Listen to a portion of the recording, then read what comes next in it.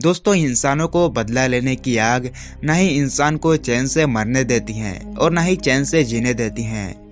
इंसान अपना बदला लेने के लिए कुछ भी करने का तैयार होता है और ऐसा नहीं कि बदला का आग केवल इंसानों में ही जलता हो। ऐसे कई जानवर देखे गए हैं जो अपना बदला लेने के लिए बदला की सारी हदें ही पार कर दिए। आज हम एक ऐसे ही बाघ के बारे में बात करेंगे, इसीलिए वीडियो को अंत तक देखिएगा।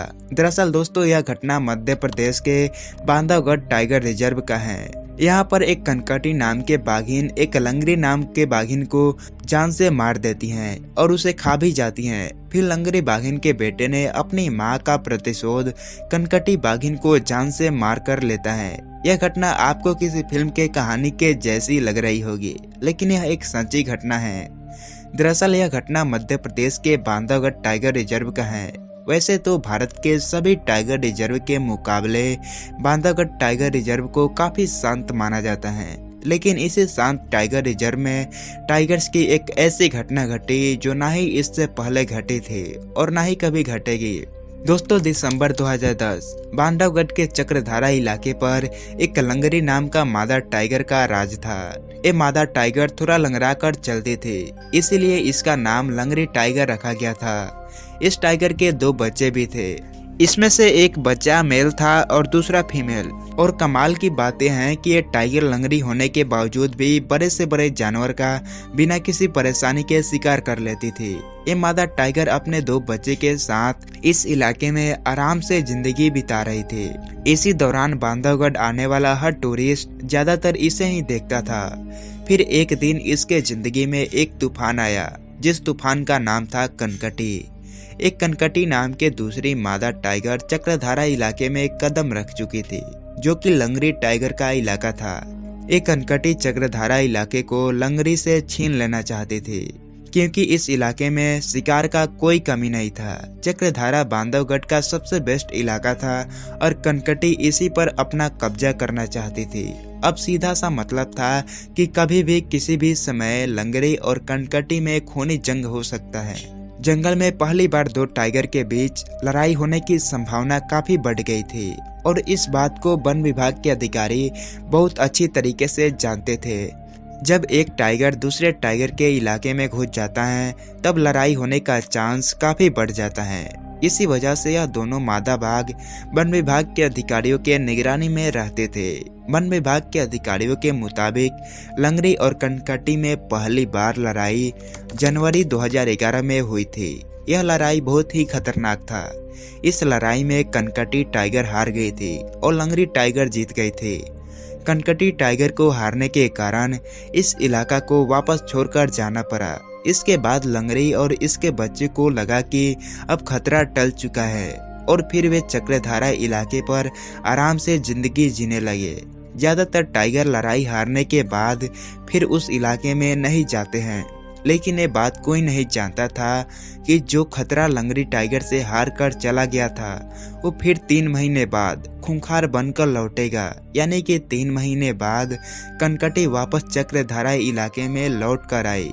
कनकटी को देखकर ऐसा लग रहा था कि लंगड़ी से हार जाने के बाद इसका क्रोध और भी बढ़ गया है और किसी भी कीमत पर लंगड़ी से अपने हार का बदला लेना चाहती हैं। इस बार कनकटी अपने पूरी तैयारी के साथ आई थी और अब की बार ठान ही लिया था कि लंगड़ी को मार ही देना है। और फिर लंगड़ी और कनकटी के बीच लड़ाई हुई, जिसमें लंगड़ी बहुत ही बुरी तरीके से हार गई। इस लड़ाई में लंगड़ी का जान भी चली गई। जिस मकसद से कनकटी यहाँ पर आई थी, वह उसमें सफल रही। जिस जगह पर कनकटी ने लंगड़ी को मारा था, वहाँ पर वन विभाग के टीम ने देखा कि लंगड़ी का शरीर का कुछ ही हिस्सा बचा है, बाकी का पूरा हिस्सा कनकटी खा गई है। कनकटी के हाथों लंगड़ी मारी गई थी। इस घटना को लंगड़ी के बच्चे अपनी आंखों से देखे थे। उस समय इन बच्चों पर क्या बीत रही होगी, आप समझ सकते हैं। लेकिन कनकटी के हाथों अपनी मां को मरते देख दोनों बच्चों के अंदर कनकटी का डर बैठ गया था। इससे पहले कि कनकटी इन दोनों बच्चों को मारती, उससे पहले ही यह बच्चा चक्रधारा इलाके को छोड़कर बांधवगढ़ के खितौली इलाके में भाग गए थे। यह दोनों बच्चे अभी बहुत ही छोटे थे, जिसके कारण अभी कनकटी से सामना नहीं कर सकते थे। इसीलिए यह बच्चे चक्रधारा इलाके से दूर खितौली इलाके में रहने लगे। हालांकि जंगल के कर्मचारियों की नज़र हमेशा इन दोनों बच्चों पर रहती थी और इसके साथ ही वे कनकटी पर भी अपना नजर बैठाए हुए थे। लंगड़ी के साथ लड़ाई के दौरान कनकटी का एक आंख डैमेज हो गया था। लंगड़ी को मरने के बाद कनकटी का गुस्सा शांत हो गया था। कनकटी सितंबर 2011 में 2 शावकों का जन्म देती हैं और उसे देखकर ऐसा लग रहा था कि वह लंगड़ी से हुई लड़ाई को भूल चुकी है। कनकटी और इसके 2 बच्चे बांधवगढ़ का स्थान बन चुके थे। लंगड़ी के 2 बच्चे चक्रधारा से दूर खितौली इलाके में सुरक्षित थे।